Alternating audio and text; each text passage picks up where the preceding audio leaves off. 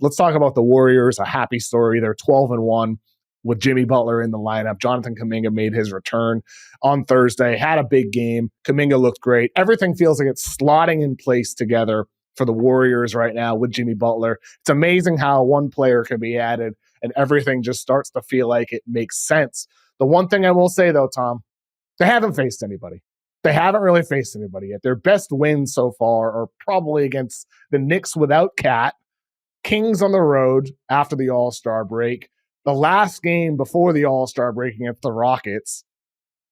They haven't had a tough schedule, but the real tests are coming. They faced the Knicks on Saturday. Again, though, no Brunson.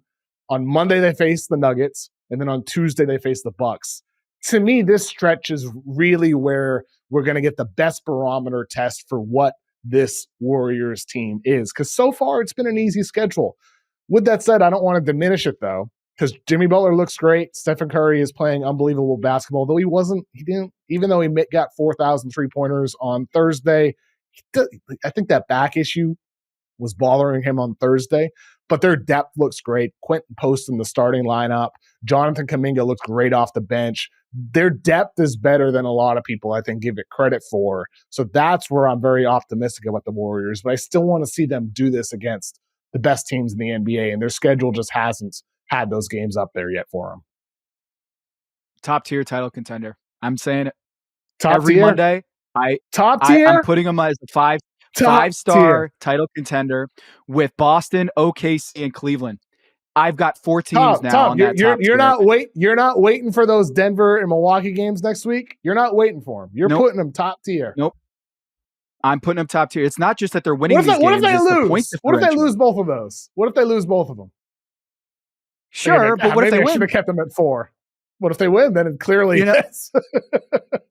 I mean, if they lose, yeah, I can reevaluate. But if they win, then I look smart by putting them on the top tier. The thing is with them, that's with everything.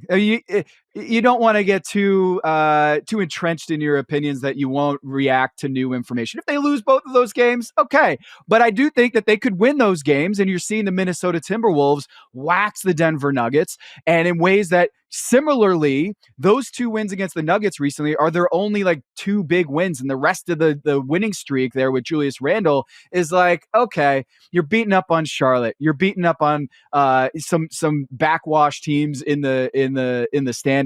Okay, but they can only play their schedule. And the same thing with the Warriors is it's not just that they're facing a soft schedule. It's that they're winning so convincingly. They don't seem to have a hole on the roster. And when you put them on the top tier, I'm saying I don't see many holes on this roster. I can see holes on the Denver Nuggets. I can see holes on the Minnesota Timberwolves, the Lakers.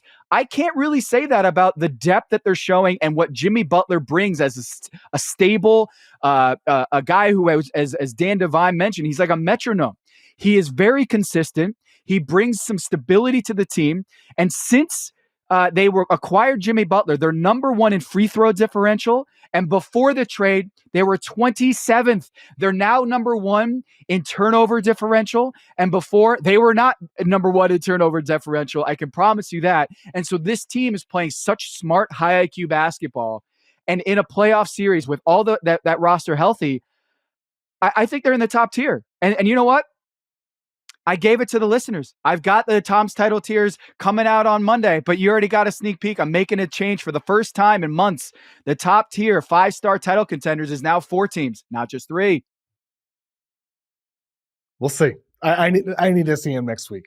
I want to see that Nuggets and Bucks back to back. And then again, after that, they're going to win a hell of a lot of games. Their schedule eases up again. And then in early April, they have a run of games. April 1st, Memphis, then the Lakers, then the Nuggets, then the Rockets, and then the Suns. Who knows what the Suns look like at that point? They might already be in Cancun.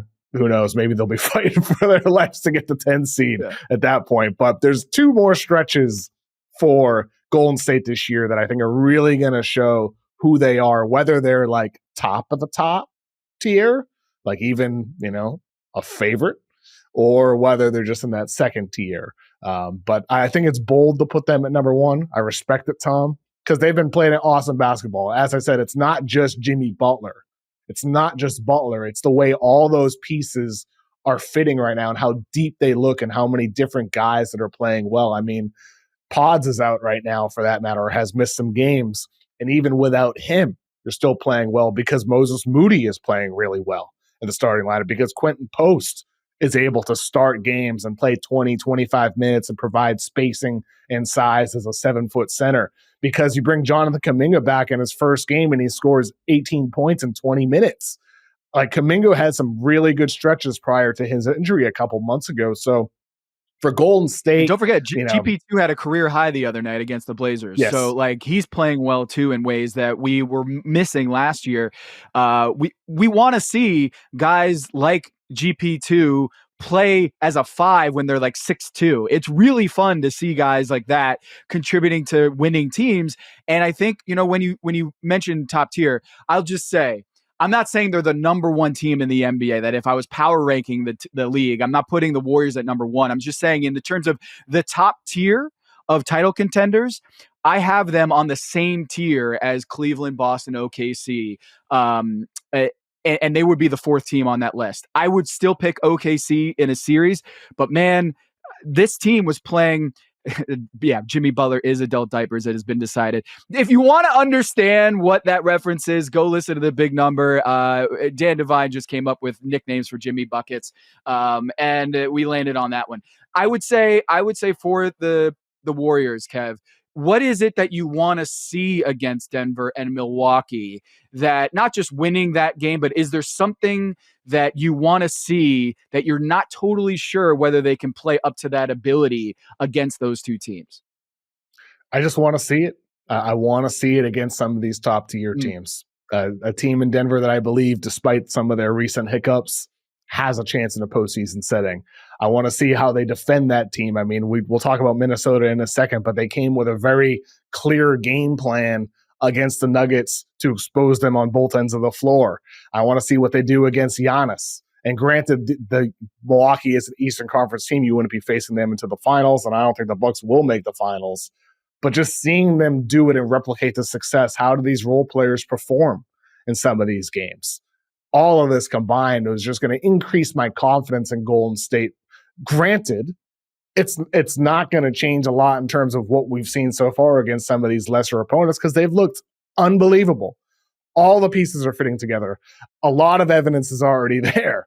It's just seeing against a higher level of competition would just increase my confidence in order to move them up into that type of tier that you're going to be doing on your Tom's Title tiers on Tom the Finder over on Substack.